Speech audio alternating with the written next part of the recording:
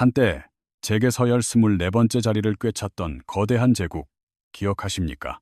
전국 방방곡곡 이 회사의 간식거리가 깔려 있었고 프로야구판에서는 무려 20시즌 동안 9번이나 우승 트로피를 들어올린 전설적인 기업이죠. 빚더미가 3조 원을 넘어섰는데도 금융권은 오히려 돈을 못 빌려줘서 안달이었습니다. 서로 앞다퉈 자금을 대주겠다고 줄을 섰죠.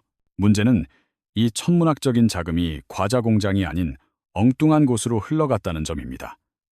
전자제품부터 중공업, 건설업까지 도대체 제과 회사가 왜 이런 무리한 확장을 시도했을까요? 혜태라는 두 글자가 대한민국을 호령하다가 어떻게 허무하게 사라졌는지 그 흥망성쇠를 낱낱이 파헤쳐 보겠습니다. 시계바늘을 일제가 패망하고 물러간 직후에 서울로 돌려보죠. 서울 용산구 남영동, 일본인이 운영하던 나가오카 제과라는 조그만 공장이 무대입니다. 이곳엔 장부를 관리하던 영민한 조선인 청년이 한 명 근무하고 있었죠. 청년의 이름은 박병규. 일본인 직원들 사이에서 유일하게 펜대를 굴리며 사무직으로 인정받았던 조선인이었습니다. 광복이 찾아오자 일본인 사장은 부랴부랴 짐을 싸서 도망쳤습니다. 주인 잃은 공장엔 기계들만 덩그러니 남았죠. 혼란스러운 전국에 보통 사람이라면 피란 갈 궁리부터 했을 겁니다. 하지만 박병규의 눈은 달랐습니다. 동료 직원 3명을 설득해 의기투합하더니 그 공장을 통째로 인수해버리는 승부수를 던집니다. 이른바 적산불화를 받은 것이죠. 4명의 창업주가 새 출발을 앞두고 사명을 고민하던 찰나 상서로운 상상 속의 동물 혜태가 뇌리를 스쳤습니다. 시비곡직을 가리고 정의를 수호한다는 전설 속 동물처럼 정직하고 올곧게 기업을 꾸리겠다는 포부였죠. 하지만 현실은 냉혹했습니다. 당장 입에 풀칠하기도 힘든 시절에 누가 군것질을 하겠습니까? 온 국토가 기아에 허덕이던 때였으니까요. 고심 끝에 내놓은 첫 타자는 바로 연양갱이었습니다. 팥을 뭉근하게 졸여 만든 이 전통 간식이 뜻밖에도 폭발적인 반응을 불러왔습니다. 배를 뛻던 시절, 혀끝에 감기는 달콤함은 사치이자 구원이었습니다. 한 입 베어 물면 없던 기운도 솟아나는 기분이었을 테니까요. 가마솥에 한천과 팥을 직접 끓여 만든 정성이 통했는지 입소문을 타고 날개 돋친 듯 팔려나갔죠. 하지만 기쁨도 잠시, 사업이 궤도에 오르기도 전에 6.25 전쟁이라는 비극이 닥칩니다. 공장은 폭격에 무너져 내렸고 직원들은 뿔뿔이 흩어졌습니다. 절반이 넘는 식구가 전쟁의 화마 속에 목숨을 잃었죠.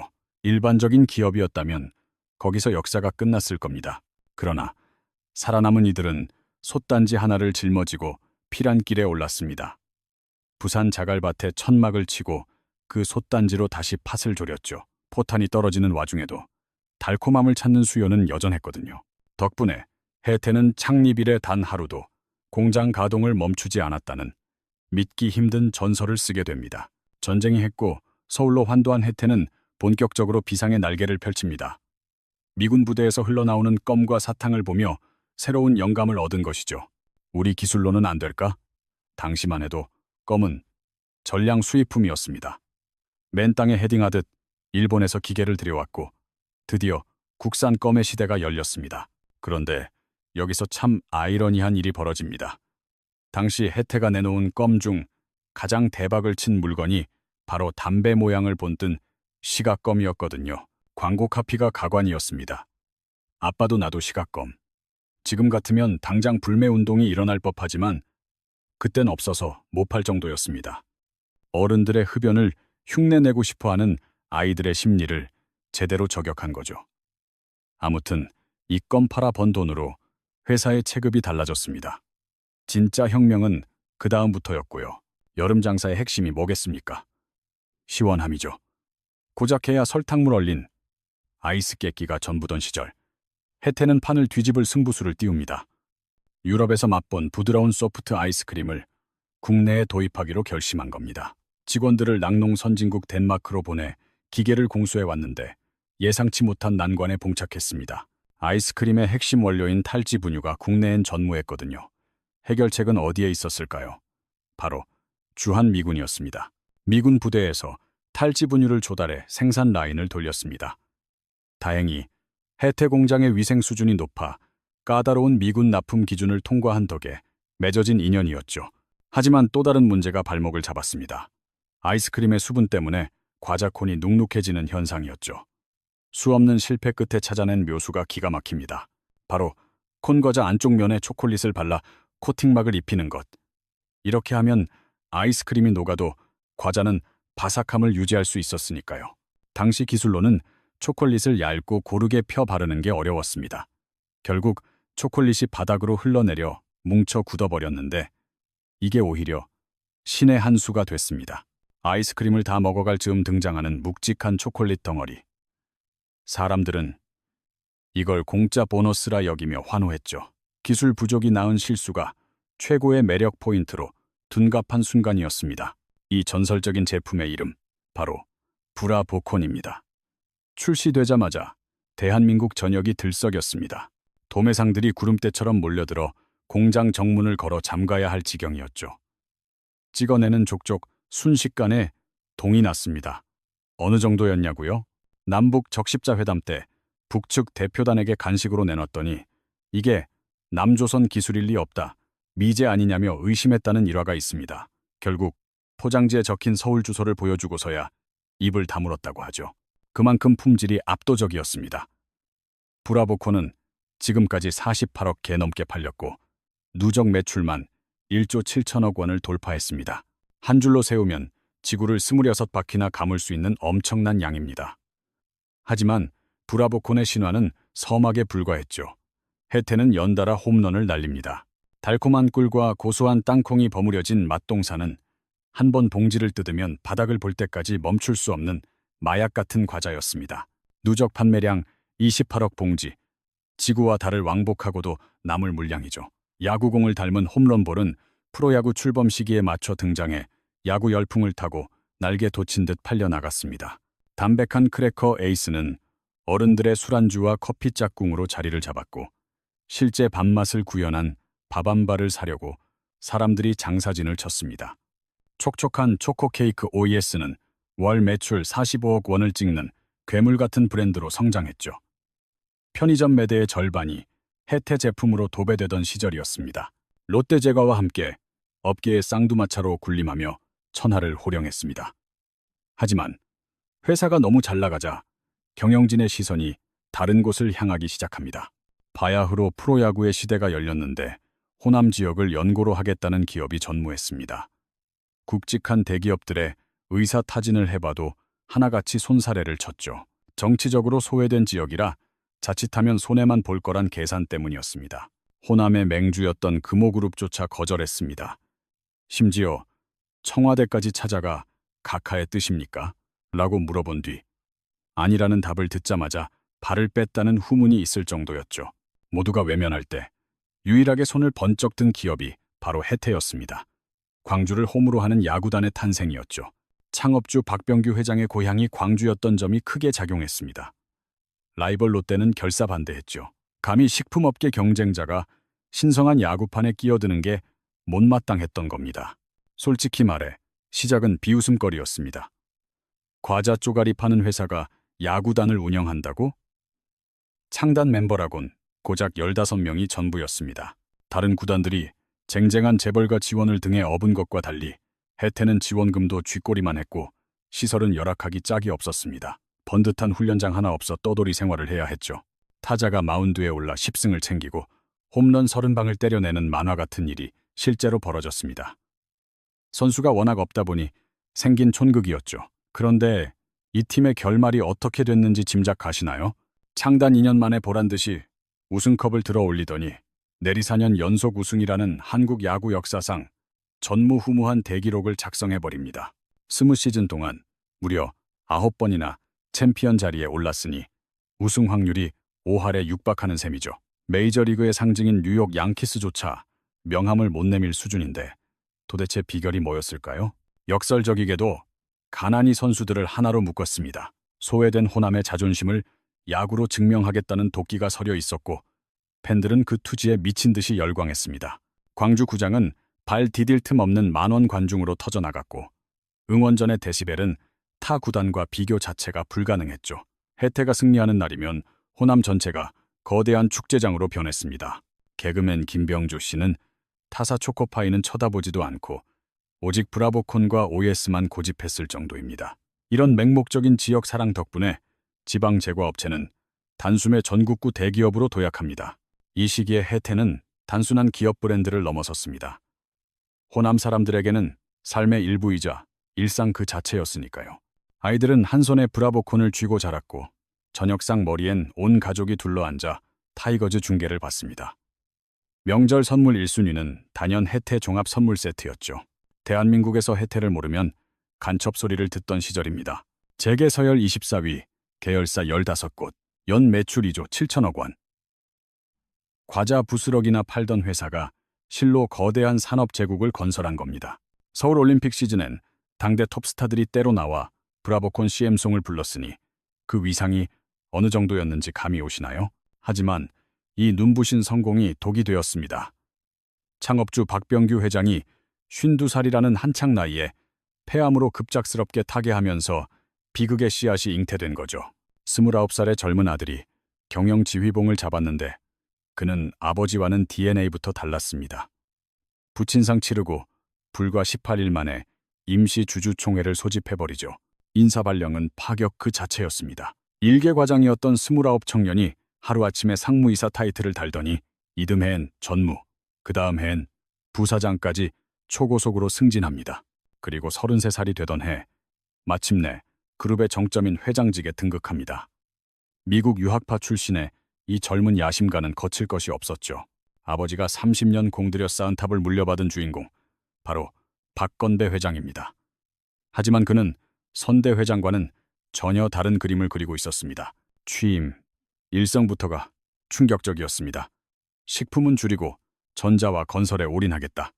껌이나 과자 팔아서 푼돈 버는 시대는 끝났다는 선언이었죠. 라이벌 롯데가 덩치를 키우는 걸 보며 조바심이 났던 걸까요? 그는 더 크고 화려한 판에서 놀고 싶어 했습니다. 문제는 그가 맛동산은 잘 알았을지 몰라도 반도체나 아파트는 전혀 모르는 문외한이었다는 점입니다. 그런데도 브레이크는커녕 엑셀을 더 세게 밟았고 이것이 혜태 몰락의 서막이었습니다. 첫 번째 재물은 전자산업이었습니다. 신방전자라는 곳을 덜컥 인수하더니 간판을 혜태전자로 바꿔달았죠. 과자 굽던 오븐 대신 납땜인두를 든 격인데 기술이 있을 리 만무했죠. 게다가 시장은 이미 삼성과 LG라는 공룡들이 지배하고 있었습니다. 이쯤에서 멈췄어야 했지만 그는 멈추지 않았습니다. 당시 국내 오디오 시장의 최강자였던 인켈까지 집어삼키는 강수를 둡니다. 내친김에 무선 전화기 업체인 나우정미를 인수하고 케이블 방송 장비 사업까지 손을 뻗습니다. 제과회사가 전축 만들고 전화기 조립하는 기이한 풍경이 연출된 거죠. 상식 밖의 행보는 계속됩니다. 건설업에 뛰어드는가 싶더니 미진금속공업을 인수해 혜태중공업이라는 거창한 이름을 붙여줍니다. 중공업이라니 믿어지십니까? 심지어 철도 차량 제조에도 손을 대서 무궁화호 객차를 혜태중공업에서 만들었다는 믿지 못할 사실도 존재합니다. 과자 회사가 기차를 만드는 세상, 도대체 무슨 빅픽처를 그렸던 걸까요? 이는 교과서에 나올 법한 전형적인 문어발식 확장의 끝판왕이었습니다. 전문성 없는 분야에 무차별적으로 깃발을 꽂아댔는데 그 막대한 자금은 다 어디서 났을까요? 정답은 혜태제과라는 확실한 현금 인출기였습니다. 전국 동네 슈퍼와 편의점에서 과자가 팔릴 때마다 현찰이 꼬박꼬박 들어오니 현금 흐름 하나는 기가 막혔던 거죠. 금융권은 이 현금 동원력에 홀려 돈을 빌려주지 못해 안달이었습니다. 무려 29개 종금사가 앞다퉈 대출을 해줬고 혜태는 이 돈을 밑빠진 독이나 다름없는 적자 사업들에 쏟아부었습니다. 새우깡 팔아 번 돈으로 반도체 적자 메우고 중공업 빚 갚는 형국이었죠. 말 그대로 한강에 돌 던지기였습니다. 빚은 눈덩이처럼 불어났습니다. 겉만 번지르르한 대기업이지 속을 들여다보면 3조 원에 달하는 빚더미 위에 아슬아슬하게 서 있는 사상 누각이었죠. 정확한 부채 규모만 2조 9,780억 원. 과자만 팔아서는 수십 년을 갚아도 모자랄 천문학적인 액수였지만 확장의 폭주는 멈추지 않았습니다. 회장은 마치 도박판의 타짜처럼 판돈을 계속 키웠습니다. 이번엔 터지겠지라는 막연한 기대를 걸었겠지만 과자 굽는 노하우로 중공업 성공 신화를 쓴다는 건 어불성설이었죠. 더 기가 막힌 건 오너의 태도였습니다. 회사가 침몰 직전인데 선장은 밖으로만 나돌았습니다. 보이스카우트 연맹 부총재를 거쳐 총재직을 꿰차더니 급기야 세계 연맹 이사까지 맡습니다. 그것도 모자라 대한역도 연맹 회장 타이틀까지 수집했죠. 본업인 경영은 뒷전이고 감투쓰기에만 혈안이 된 겁니다. 그럴싸하게 포장한 자율 경영 핑계로 계열사를 방치했으니 책임지는 사람이 있을 리가요. 적자는 산처럼 쌓이고 빚은 폭발하는데 컨트롤타워는 부재했습니다. 당시 해태타이거즈 운영 실태를 보면 이 기업이 얼마나 짠물 경영을 했는지 적나라하게 드러납니다. 프로야구 역사상 최다 우승이라는 금자탑을 쌓았지만 정작 선수 대우는 동네 조기축구회 수준만도 못했습니다. 악명 높은 자린고비 구단이었으니까요. 우승 보너스로 뭘 줬는지 아십니까? 두툼한 돈봉투 대신 혜태제과 종합선물 세트를 안겨줬습니다. 10,000원짜리 과자 상자 하나 던져주고 우승 반지를 끼게 했다는 건 지금도 전설처럼 내려오는 실화입니다.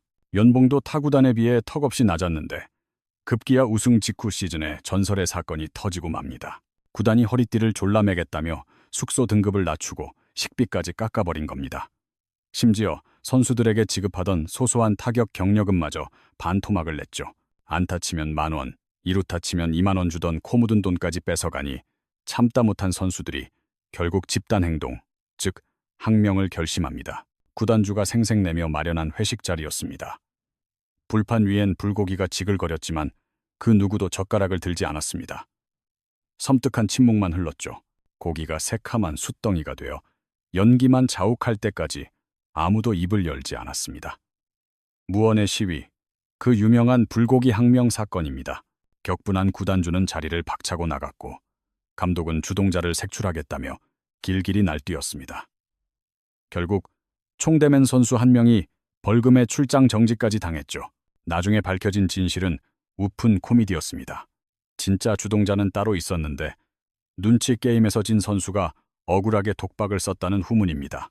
이 지독한 짠돌이 기질은 그 사건 이후에도 여전했습니다. 오죽하면 타 구단들이 연봉 협상 테이블에서 혜태를 비교 대상으로 삼았을까요? 우승팀 혜태 선수들도 이만큼 받는데 성적도 안 나오는 너희가 감히 연봉 인상을 요구해? 이런 식으로 찍어 누르는 구실로 삼았던 거죠.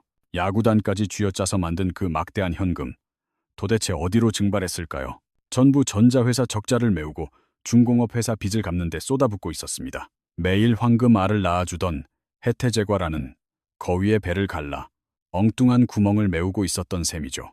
본업은 튼튼했어요. 맛동산, 홈런볼, 브라보콘, 내놓는 족족 대박이었습니다. 문제는 벌어들인 돈이 다시 과자 공장으로 돌아가지 않았다는 점입니다. 내실을 다지는 대신 본업과는 하등 상관없는 문어발식 확장에 혈안이 되어 자금을 흘려보냈습니다. 국민들은 맛있는 혜태 과자를 사 먹으면서 자신들도 모르게 부실덩어리인 전자와 중공업의 적자를 메워주고 있었던 겁니다. 당시 혜태그룹의 부채 비율은 재계 최고 수준을 찍고 있었습니다.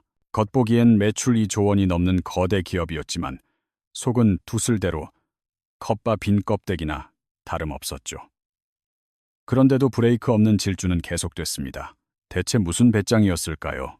믿는 구석은 딱 하나, 대마불사 신화였습니다. 덩치가 이만큼 커지면 국가 경제를 위해서라도 정부가 절대 죽게 내버려 두지 않을 거란 맹신이 있었죠. 금융권의 착각도 한몫했습니다. 설마 혜태가 망하겠어? 위기가 와도 나라가 살려줄 거란 믿음으로 폭탄 돌리기 하듯 돈을 계속 빌려준 겁니다. 하지만 그 아니란 믿음은 곧 처참하게 깨집니다.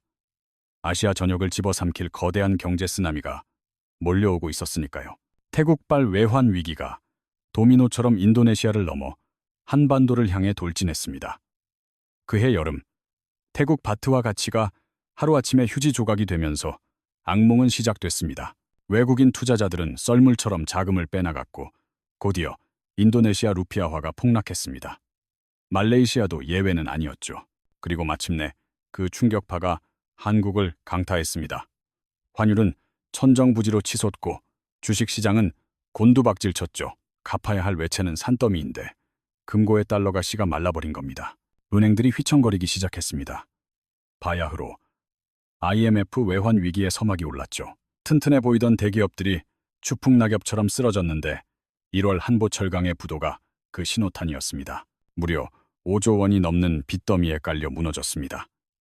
3월에는 산미그룹이, 4월에는 진로그룹이 잇따라 간판을 내렸습니다.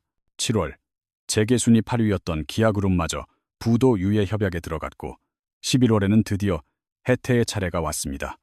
뉴코아, 한라, 청구, 재벌들이 말 그대로 도미노처럼 쓰러졌습니다.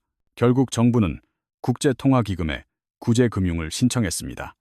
국가 부도 사태가 현실화된 거죠. 사실 해태는 이미 몇 달 전부터 산소호흡기를 떼내만해 하던 위태로운 상황이었습니다. 5월부터 이미 부도설이 파다했습니다. 사측은 악성 루머다, 유포자를 고소하겠다며 으름장을 놓았지만 시장의 눈은 속일 수 없었죠. 정확히 6개월 뒤 우려는 현실이 됐습니다. 8월에 200억 원짜리 어음을 막지 못해 1차 부도 위기를 맞았죠. 간신히 넘겼지만 그건 멸망의 전조일 뿐이었습니다. 현금 흐름이 완전히 막혔습니다. 과자를 아무리 많이 팔아봤자 눈덩이처럼 불어난 이자를 감당하기엔 역부족이었죠. 계열사들이 까먹은 적자가 너무나 거대했기 때문입니다. 11월 1일 해태제과는 최종 부도 처리됐습니다. 같은 날 해태전자와 대한포장공업도 함께 운명을 다했습니다. 창립 52년 만에 비극이었습니다. 광복 직후 솥단지 하나 걸고 시작해 재계 24위까지 올랐던 공든탑이 한순간에 와르르 무너져 내린 겁니다. 연양갱의 추억, 브라보콘의 달콤함, 그리고 9번의 한국 시리즈 우승 신화, 전 국민의 사랑을 받던 국민 과자 기업이 역사 속으로 사라지는 순간이었습니다. 부도 소식이 뉴스를 타자마자 본사 앞은 아수라장이 됐습니다. 빚을 받으려는 채권자들이 몰려들었고 직원들은 망연자실한 표정으로 그 광경을 지켜볼 뿐이었죠. 당장 내일 출근은 할 수 있는 건지 회사가 공중분해되는 건지 아무도 알 수 없었습니다. 공장은 적막에 쌓였고 쉴 새 없이 돌아가던 기계들도 멈춰섰습니다. 마치 52년 전 처음 문을 열었을 때의 고요함 같았죠. 하지만 그때는 청년들의 꿈과 희망이 있었지만 지금 남은 건 감당할 수 없는 천문학적인 빚더미뿐이라는 게 달랐습니다. 급하게 채권단이 꾸려졌습니다. 29개 종금사가 머리를 맞대고 논의한 끝에 1,500억 원을 긴급 수혈하기로 합의했습니다. 급한 불은 껐지만 언발의 오줌 누기였습니다. 부동산을 내다 팔고 주식을 처분하며 안간힘을 썼지만 뚝 터진 댐을 막기엔 역부족이었죠. 결국 해태제과는 화의를 신청했고 부실의 주범이었던 해태전자와 중공업은 법정 관리에 들어가는 수순을 밟게 됩니다. 경영권이 법원의 손으로 넘어간 거죠. 여기서 참 씁쓸한 일화가 하나 있는데 바로 영원한 라이벌 롯데와의 관계입니다. 수십 년간 제과업계의 양대 산맥으로 치열하게 싸웠던 사이잖아요. 초코파이냐 몽쉘이냐 빼빼로냐 포키냐를 두고 전쟁을 치렀죠.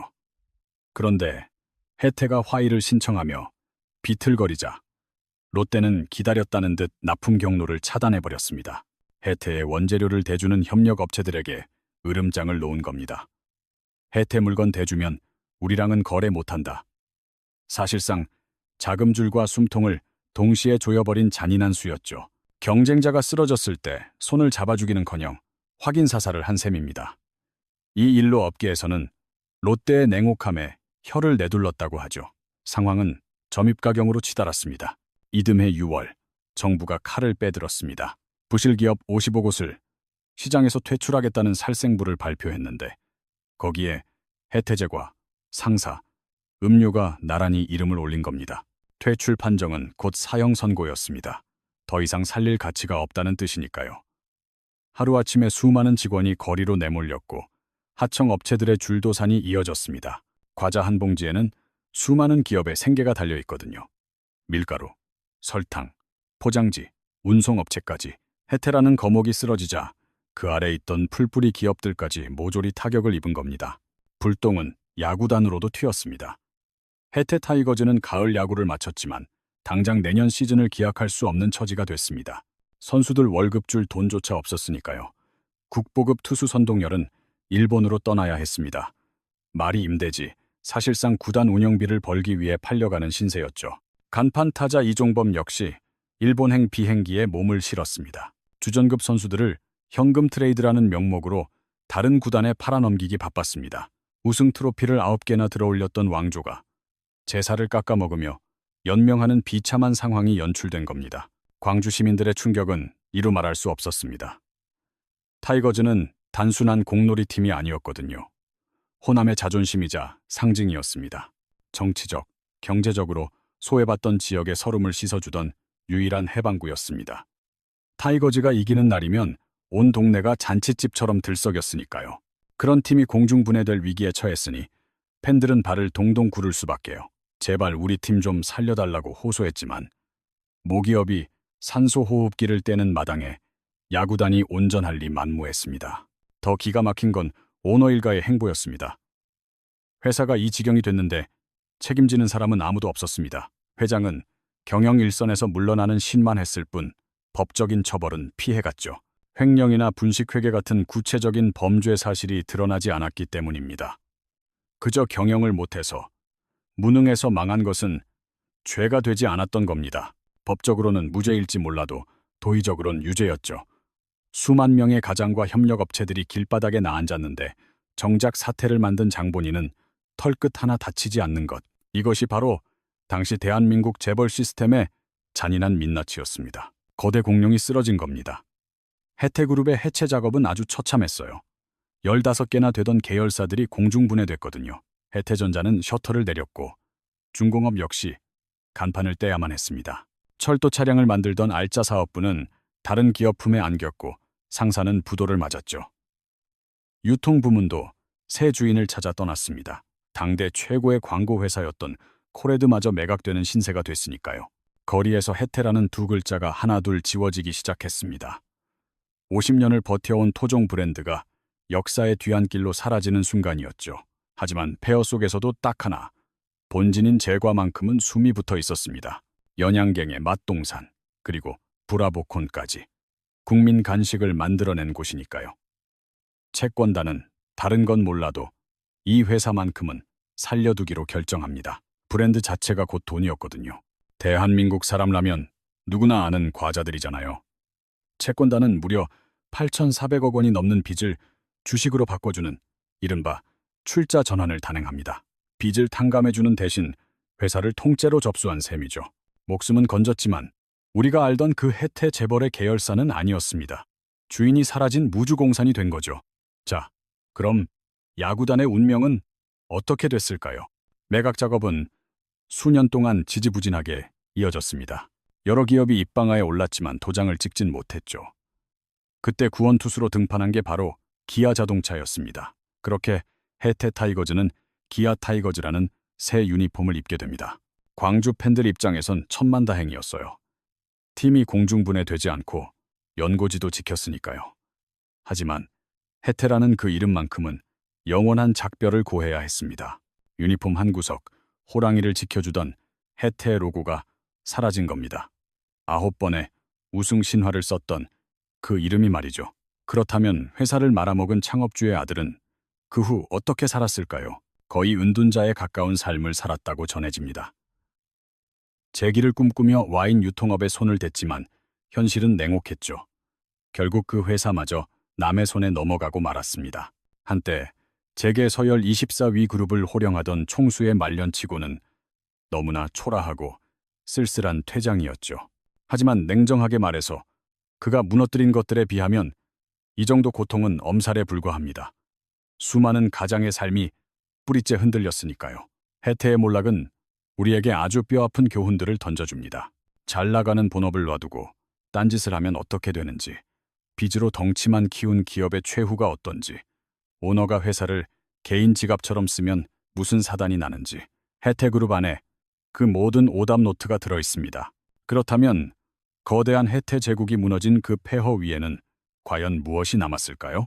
뿔뿔이 흩어진 계열사들의 족적을 따라가다 보면 꽤나 흥미진진한 비하인드 스토리를 만나게 됩니다. 어떤 녀석은 악착같이 살아남았고 어떤 녀석은 연기처럼 사라졌죠. 혜태라는 명찰을 달고 있던 녀석들이 지금은 전혀 다른 주인 밑에서 새 삶을 살고 있거든요. 가장 먼저 본가인 혜태제과 이야기부터 풀어보겠습니다. 채권단 관리하에 겨우 숨만 붙어있던 회사를 낚아챈 건 외국계 자본이었습니다. 스위스계 투자사가 주축이 된 컨소시엄이었죠. 이들은 아주 영악했습니다. 혜태제과 식품이라는 새 간판을 달고는 알짜배기 제과 사업만 쏙 빼갔거든요. 빚더미는 구회사에 남겨두고 돈 되는 알맹이만 챙긴 겁니다. 껍데기만 남은 원래 회사는 건설업으로 근근히 버티다 결국 문을 닫았죠. 그런데 여기서 반전이 일어납니다. 알짜 회사가 다시 매물로 나오자 롯데그룹이 군침을 흘리며 달려든 겁니다. 혜태가 휘청거릴 때 납품줄을 끊어버리며 숨통을 조였던 그 롯데가 이제는 아예 인수를 하겠다고 나선 상황이었죠. 경쟁사를 무참히 짓밟고는 이제 통째로 삼켜버리려는 속셈이었습니다. 그런데 막판에 복병이 등장합니다. 바로 크라운 제과였죠. 치열한 인수전 끝에 결국 승리의 여신은 크라운의 손을 들어줬습니다. 지금의 크라운 혜태 홀딩스가 탄생한 배경이죠. 롯데 입장에선 다 잡은 물고기를 코앞에서 놓친 셈입니다. 그래서 지금도 편의점 과자 매대에 가보면 롯데와 크라운 혜태가 나란히 진열되어 으르렁거리고 있는 겁니다. 크라운 품에 안긴 혜태는 어떻게 됐냐고요. 브라보콘, 맛동산, 홈런볼 할 것 없이 여전히 불티나게 팔리고 있습니다. 에이스도 여전히 건재하죠. 브랜드 생명력 하나는 끝내줍니다. 그런데 여기서 아이러니한 사실이 하나 있어요. 바로 아이스크림 사업부인데 브라보콘을 만들던 이 부서가 또다시 팔려나갔거든요. 이번 인수자는 빙그레였습니다. 다시 말해 브라보콘이 빙그레 식구가 된 겁니다. 여러분이 브라보콘을 사 먹으면 혜태가 아니라 빙그레 통장에 돈이 꽂히는 구조죠. 포장지에는 여전히 친숙한 혜태 로고가 박혀 있지만 말이에요. 자, 그럼 혜태 음료는 어디로 증발했을까요? 추억의 음료, 포도봉봉. 다들 기억하시죠? 포도 알갱이가 동동 떠다니던 그 전설의 음료 말입니다. 혜태 음료의 간판 스타였죠. 이 회사는 일본 기업을 한번 거치더니 지금은 LG생활 건강산하로 편입됐습니다. 사명도 혜태 HTB로 바뀌었고요. 코코팜이나 갈아 만든 배 같은 효자 상품들도 여기서 나오죠. 껍데기는 혜태인데 알맹이 주인은 완전히 딴판인 겁니다. 고향만두로 한 시대를 풍미했던 냉동식품 쪽은 혜태제과에 남긴 했는데 요즘은 풀무원이나 CJ의 기세에 눌려 고전하고 있죠. 한편 혜태유업은 좀 더 복잡한 팔자를 타고났습니다. 사실 이 회사는 그룹이 망하기 전에 이미 딴 살림을 차려나간 상태였거든요. 공동 창업주의 아들이 지분을 떼어 독립했던 거죠. 문제는 혜태라는 간판을 그대로 달고 있었다는 겁니다. 본사가 무너지니 덩달아 불똥을 맞았죠. 결국 동원그룹에 인수되어 지금은 동원 F&B 이름으로 우유를 생산하고 있습니다. 칼슘이 듬뿍 들었다고 선전하던 그 우유 광고 기억나시나요? 그게 본래 혜태유업 작품이었어요. 자, 이제 야구단 뒷이야기를 좀 더 해볼까요? 기아차가 인수한 뒤 기아 타이거즈로 다시 태어났죠. 초창기엔 기아가 혜태 색깔 지우기에 꽤나 공을 들였습니다. 당연히 팬들 사이에선 원성이 자자했고요. 혜태 시절의 그 찬란한 영광을 왜 부정하냐는 거였죠. 하지만 세월이 약이더군요. 지금은 오히려 그 유산을 적극적으로 써먹습니다. 레트로 유니폼 입고 경기도 하고 혜태 왕조 시절 레전드들을 불러 잔치도 벌이니까요. 9번의 우승 트로피는 여전히 이 구단의 자부심이니까요. 기아 타이거즈 역시 그 뒤로 우승 기록을 보냈고요. 혜태 시절까지 합치면 무려 12번이나 정상에 섰습니다. 한국 프로야구 역사상 전무후무한 최다 우승 기록이죠. 가난했던 혜태 시절엔 꿈도 못 꿀 일들이 현실이 됐습니다. 스타급 선수에게 억소리 나는 계약금을 안겨주고 외국인 용병도 데려오고요. 빵빵한 모기업이 뒤를 받쳐주니 가능한 변화였죠. 과자 팔아 야구단 꾸려가던 시절과는 차원이 달라진 겁니다. 그렇다면 과자로 야구팀 운영하던 그 시절은 흑역사일까요? 천만의 말씀입니다. 혜태 타이거즈가 리그를 씹어먹을 수 있었던 건 선수들의 헝그리 정신과 팬들의 미친 듯한 열정 덕분이었거든요. 돈이 없으니 오히려 오기로 똘똘 뭉친 거죠.